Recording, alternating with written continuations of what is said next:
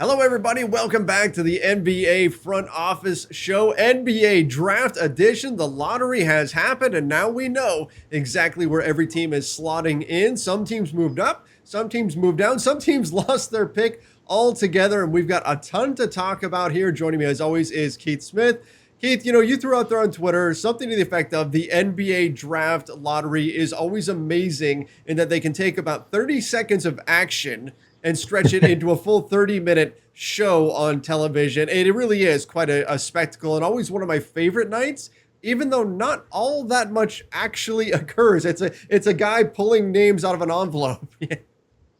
Yeah, we don't even get to see the good part with No. the ping pong balls bouncing around and all that stuff. We just get to see the reveal of the order. So yeah, that part always makes me laugh. But it's kind of fitting right after 90 seconds of the end of Clippers Suns took roughly a half hour to be played. So the NBA they're gonna stretch your entertainment watching as far as they can apparently to get you there. But yeah, man, the draft lottery done. We'll run through the order real quick. Mm-hmm. What it came out to be. So the Detroit Pistons won the first overall pick. I'm not going to do it in reverse order because we're not trying to build suspense here. Everybody knows by now. All right. The Pistons got the first pick, the Houston Rockets second pick, Cleveland Cavaliers third, Toronto Raptors four. So those were the picks that were all decided by the lottery order. Detroit jumped up one slot, Cleveland jumped up two slots, and Toronto jumped up three slots there, and Houston slid back one.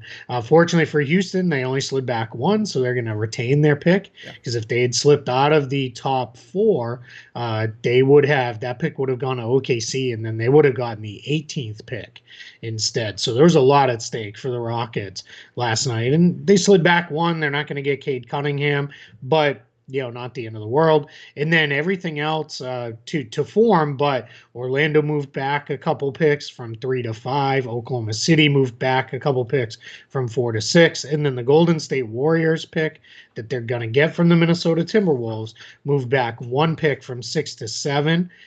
Then Orlando gets Chicago's pick at 8 because the Bulls did not jump into the top 4. Right. And then everything else went to form with no picks changing hands. 9 through 14, Sacramento, New Orleans, Charlotte, San Antonio, Indiana, and Golden State again. So at the end of the day, we now have Orlando has 2 lottery picks at 5 and 8. And the Golden State Warriors have 2 lottery picks at 7 and 14. Oklahoma City has 3 first-round picks overall. They've got their own pick and then those other picks. So, yeah, we've got all sorts of teams. Houston has 3 first-round picks, the number 2, 23, and 24. So we've got a lot of teams kind of controlling a lot of draft capital here now that the lottery order is set. Based on the way they've traded over the last few years, I'm almost surprised that OKC doesn't have more. Like, I expect to just look at the list and have it just say OKC all the way down. Like, they should have in New Orleans, right? It feels like yes, OKC, right. New Orleans, OKC, New Orleans. Yeah. And then Houston's now in that mix too, as they've gained quite a few picks over the years. Yeah, OKC, a lot of those ones are going to kick in the coming years. Right. This year, they got a couple extra, of course, but they've got plenty coming. You're going to get your wish fulfilled.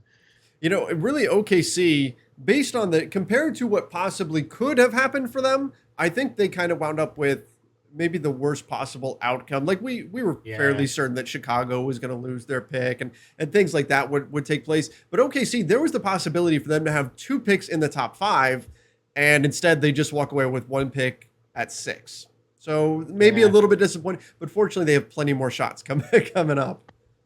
Yeah, it's funny, people are going a little crazy saying, Sam Presti was dumb. Why did he do all this stuff? Well, I mean, come on, that's not, it's far from, the story is far from written on the Thunder there. And I thought Jeff Weltman of the Magic said it well too, right? Is they're kind of a so-so team here, right? They slid back from 3 to 5, in the pre-lottery to what they finished at, but they did get the Chicago pick. And he talked post lottery yesterday of, hey, we could have also lost that Chicago pick and still slid back, and those things. And he basically said that's why this is not a be all end all. That's why it's still luck. And I think the flattening of the lottery odds and all those things, where Detroit moved up 1, But Cleveland moving up, Toronto moving up, a couple other teams sliding down. This is why tanking is not a surefire strategy. It can put you in position to do something good, but you still need a little bit of luck on lottery night too for it to really go your way. Yeah, you are at the mercy of the lottery balls. And speaking of luck, the Detroit Pistons. I mean, this is huge for this team to move up to the Massive. number one slot. I mean, should we just pencil it in, Cade Cunningham? Maybe not even pencil it in, put it in pen. That's what's going to happen. I feel like this is a year where the draft really starts at number 2 because it's pretty clear who's going number 1 to Detroit. Yeah, absolutely. Cade Cunningham also already saying that he's working out for one team Yep. and one team only. It'll be the Pistons now. It was going to be whoever had the number 1 pick. And good for him, right? That's the confidence level you want out of a guy. I think we all know he's going to be the number 1 overall pick. It seems like, depending on who you talk to, it seems like that first tier is anywhere from Cunningham's kind of starting to separate alone in the top. And then that second tier is, anywhere from 3 more guys to maybe 5 more guys. You got Jalen Suggs and Jalen Green, the 2 wings, the two ball handling wings there. Evan Mobley, the big man. And then you've got Scotty Barnes is moving up pretty quickly. He's another wing. And then Jonathan Kuminga, who also played in the G League alongside Jalen Green this year for the G League Ignite team. He's another guy that seems to be floating around there. It seems like Cunningham, Suggs, Green, Mobley, that's like a mini tier at the top, and then Barnes and Kuminga are kind of next, and then we'll see. But it's it's a draft that's got pretty good depth. After that, some guys have pretty good skills and those kind of things. But we're going to spend a lot more time on that down the line, and talking about draft prospects and those things. But right now, we're mostly trying to just focus on what this means for these teams in the lottery. So yeah, we talked about the Pistons right there; they're in pretty good shape. Cavs and Rockets, interesting report. It came out pre-lottery from Woj, but we'll see if it changed now that they're picking 2-3. But he said that they would be very interested in trading their picks. Cleveland, that might make sense, right? If you could trade that and get some good veterans coming in, or could you trade it and get a good veteran while also moving like Kevin Love's salary or something like that? If you could pull that off, because they've got a lot of young guys already. You've got Colin Sexton, Darius Garland, Isaac Okoro, last year's first-round pick. You've got Jared Allen, who they added, in trade this year. They've got a very young roster already. It's hard to pass up on. They're going to get one of their choice out of Mobley, Suggs, and Green. So who knows, where they want to go with that. But that makes it interesting. Houston, I think Houston should probably keep the pick and just keep, moving forward with the young guys. I don't think they're close enough to do that. And that might have been interesting, if OKC was sitting there like at, two pick. Well, I guess Houston would have had to have lost their pick. Had Orlando maybe been sitting at, 3 and 8, could you move your pick and slide back or something like that? But I think they're best to sit right where they are too.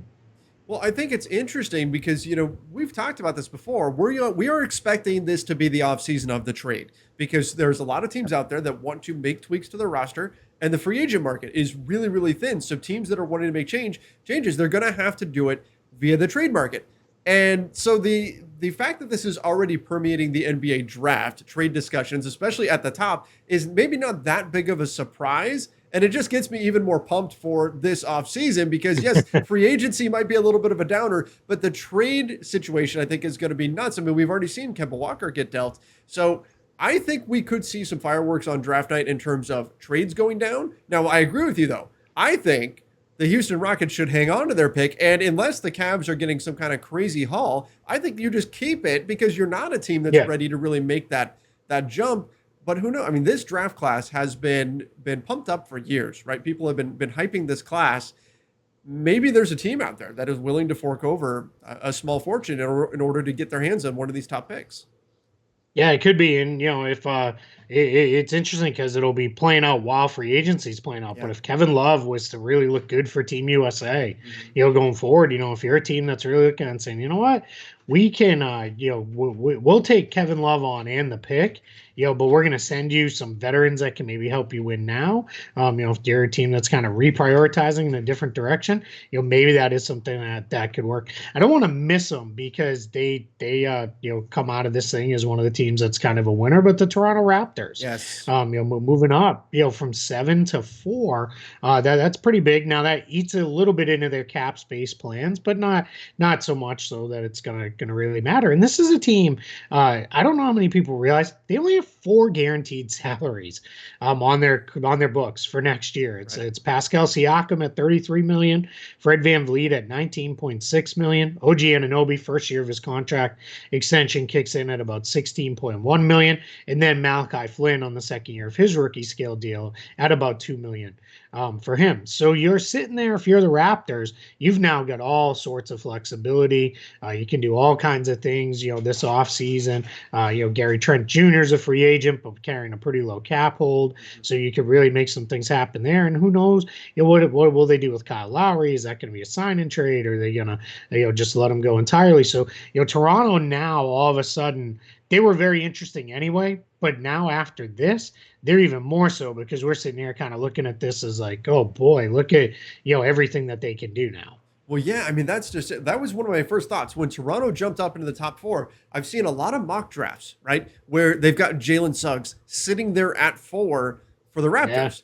Yeah. If that happens, what does that mean for Kyle Lowry? Like, there is a domino effect here. What happens with Lowry? Do you take the approach of, we want to keep the veteran around to kind of show the kid the ropes and that type of thing, and then you want that type of environment? Or let's move on from Kyle Lowry. Let's try to work a sign and trade to get some assets back, and let's, let Jalen Suggs just here's the ball and go, run with it. I think that's going to be really interesting now. Yeah, nothing against Kyle Lowry. I love Kyle Lowry, Raptors legend, best player in the history of the franchise, without a doubt. At this point, but it's his. It's by Kyle Lowry. Yeah. See you later, because you're gonna hand the keys to VanVleet and the rookie guard, whether it's Suggs. The guy I really like for them, if he falls, is Evan Mobley, because that's actually a position of need for them. Is that big man spot, and now you start talking about a frontline defense of Mobley, Siakam, and Anunoby. Oh, good luck. That's tough. Resign Gary Trent right there. That's a ready-made in the East. That you're right back into the playoffs with a team like that, because your defense is going to be so rock solid. Yeah. And then maybe what you do is you say, all right, we'll eat a little bit deeper in our cap space. We'll keep Chris Boucher around, and that gives us kind of our big man rotation that we want to have, and those kind of things. So yeah, they're really well positioned. Team that is very interesting here. I think maybe the last team we wanted to talk about, the Golden State Warriors. Once again, right? Because it's we're right back here again. Now it's not we're at the top of the draft like it was a year ago. They're a little bit further down, but they have the 7th and 14th picks. They have James Wiseman's contract, which, there's a lot of people saying, do they need him? Will they move him? What will you do there? The Warriors are well positioned now to do a lot of different things if they want to. And one of the things that I was trying to explain to somebody is this could be one of those things. It's kind of odd now that Andrew Wiggins is on that team. But remember, when Andrew Wiggins got drafted by the Cavs, the Cavaliers signed him so that they could use his salary slot in the trade for Kevin Love. So what you could see the Warriors actually do here is draft both of these picks at 6 and 14, and then take those 2 picks at about, let's call it, that's about $9 million. Yeah. Put that with Wiseman's $9 million. That's $18 million in matching salary right now. Now you got to wait 30 days for it to all go official, but you're right there now that you can get in range on just about anybody else, because you could add in a whole bunch of their smaller deals too, like Eric Paschall, Jordan Poole, those kind of guys if they wanted to. They could even guarantee one of their non-guaranteed guys a chunk of money, like what we saw happen with Moses Brown, to make the Walker Horford trade work. But yeah, the Warriors' optionality now is crazy. Or Kevon Looney at $5.2 million. Mm-hmm. If he picks up his option, that could be a trade piece moving forward. And and if you're another team, you're not really acquiring Kevon Looney. You're acquiring James Wiseman, two lottery picks, and the right to do whatever. But yeah, that could be a path we see the Warriors go here, where they kind of play that game. And this is the second year in a row now that the Warriors have been in this position. I mean, last year there was all the buzz that, hey, the Warriors, they've got Steph, they've got Clay, they've got Draymond. They're going to move the number 2 pick and they're going to get a win now piece. They didn't wind up doing it, but now that possibility is there again this offseason. Again, with 7 and 14, you could package those together, like you said, maybe with Wiseman and really add a piece. Now it depends on who out there is selling and what they could get for them, but I mean, look, we saw the Warriors battling for a playoff spot this year.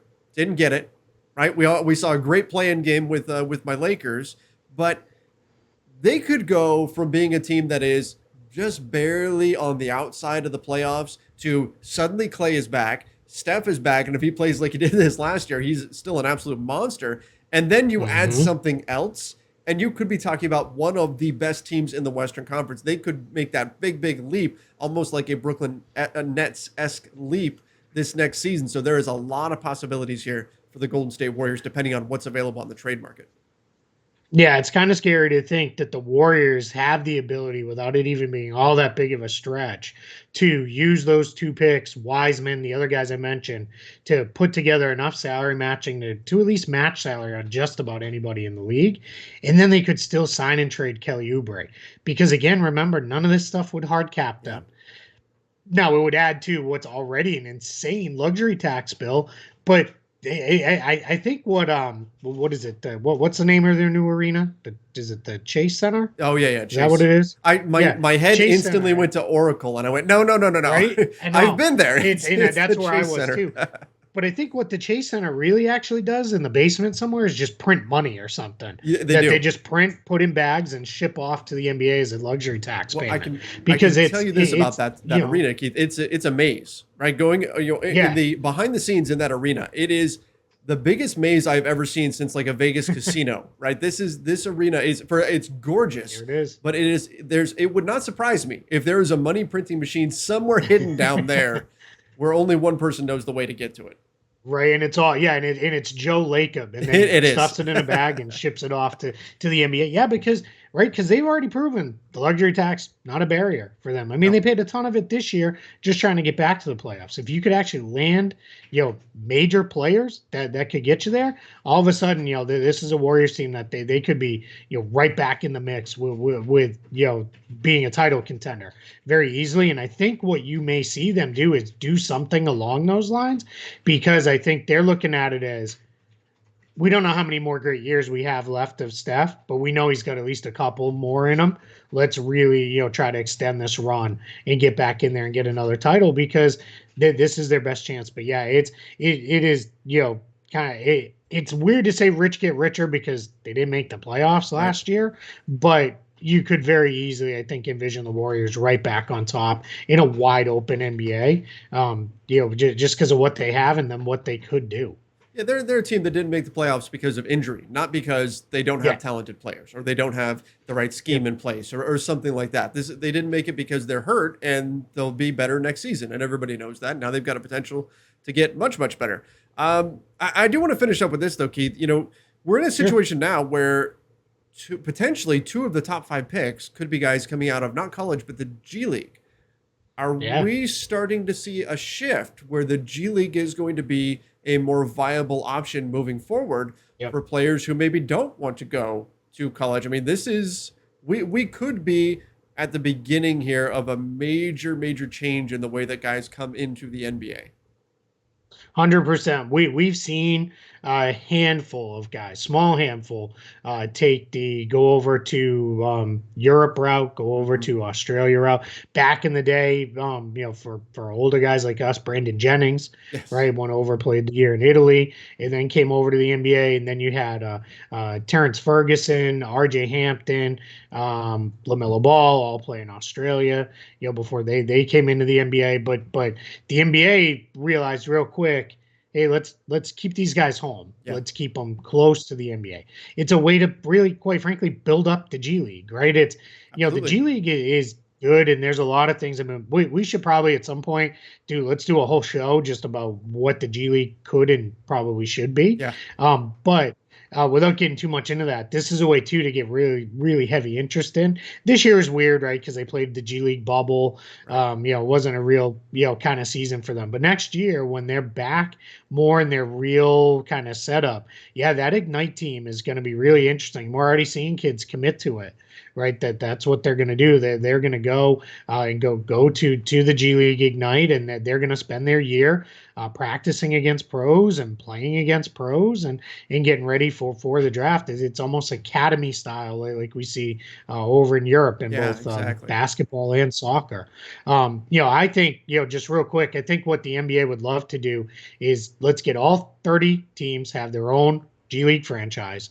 And then I think what we're going to see coming soon in a CBA, maybe not the next one, but by the one after that, we're going to see some draft reform, where I think we're going to see some different stuff where it's, all right, you want to take a kid who's, 17, 18, coming right out of high school, you can, but they have to spend the first year in the G League and something like that. And then what teams could do is like the Celtics, right? They have the main Celtics just up the road, a few hours up the road. Right. You could put the kid there, put him in your system. He's really learning. It starts to become a lot more like minor league baseball is. And that's what I think the ultimate future of the G League will be. I have a lot more thoughts on it that I can, talk this subject for hours. So maybe I'll let you take a break and get a sandwich or something, and I'll go see you later. Not today. Yeah, right. Yeah. But some other day we'll do that. But yeah, I think that's where we're headed. And yeah, you're absolutely right. The G League Ignite team, that's not going away. This is now a proven pathway for these kids to make some money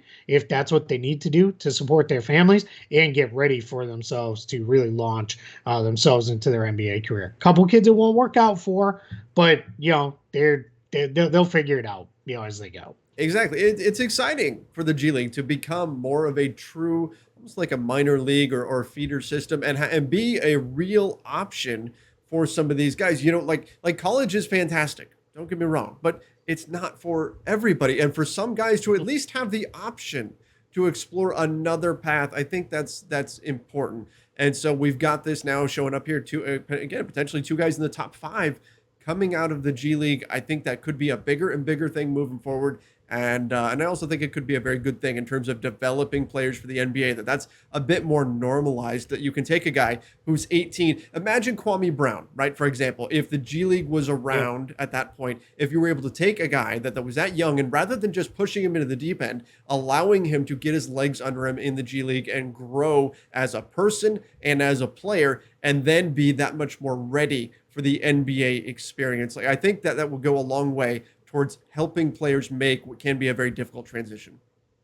Absolutely. And if you set it up that way too, you don't have the kid coming right out of high school pushing a 10-year vet off an NBA roster because you got to keep a roster spot for the kid or anything like that. So I think they're going to really work through this over the next couple of years, really refine this Ignite process, but really refine the G League as a whole. And maybe, we can get into things where if you want to do a 10-day contract, you can do it, but it has to come out of your own G League team, right. And those kind of things where guys are a little bit more tied, to the franchise instead of just people moving around. But we'll spend a whole episode talking all that stuff. I'll put coherent thoughts together so it's not just me shooting off the hip.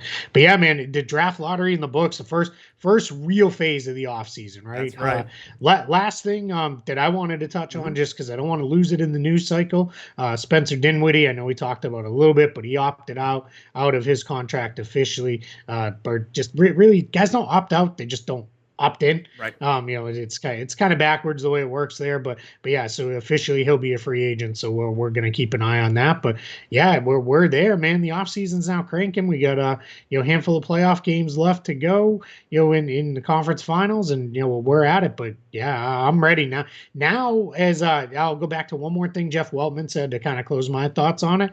He said, now you can really do your planning. Yes. Because before it's very theoretical, but once the lottery's done, you can really do your planning and start getting stuff set up. And I think that's really, now we're going to start to hear credible rumors and all these things and all that stuff coming out here within the next couple of days, as everybody's still together in Chicago for the pre-draft combine there for the next few days. That's right. So now that the playoffs, we're getting closer to a conclusion for the NBA playoffs, and certainly seeing some exciting basketball out there on the floor. But man, this offseason, here we go. Get ready, because this is going to be a lot of fun. We've got a ton of stuff coming up. So make sure you guys do subscribe right here to the NBA Front Office channel. Don't forget to turn on those notifications as well. Again, let's break some news.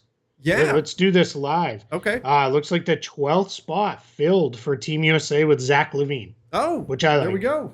Good. Another scoring guard, covers them if Devin Booker decides he doesn't want to play, or Chris Middleton. Now you have another scoring wing on the team. So yeah, that's good. Good stuff. Can shoot the three, got size, and certainly will bring some excitement as well. Yeah. This offseason to the Olympics. So that'll be a lot of fun. Absolutely. Hey, and let me do this part, because you always do it at the end. Sure. Guys, go subscribe, please, for us. We're almost to 1,000 subscribers in like 4 days. That is awesome. We appreciate everybody who already has subscribed.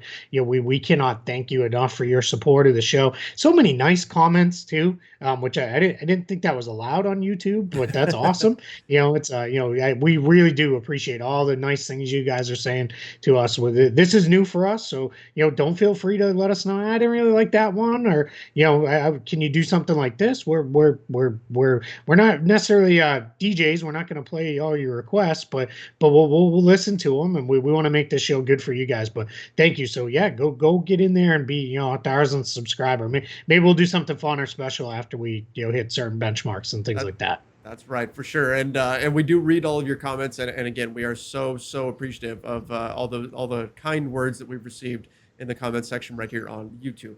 So again, make sure you guys do subscribe, turn on those notifications as well. Until next time, see ya and stay safe.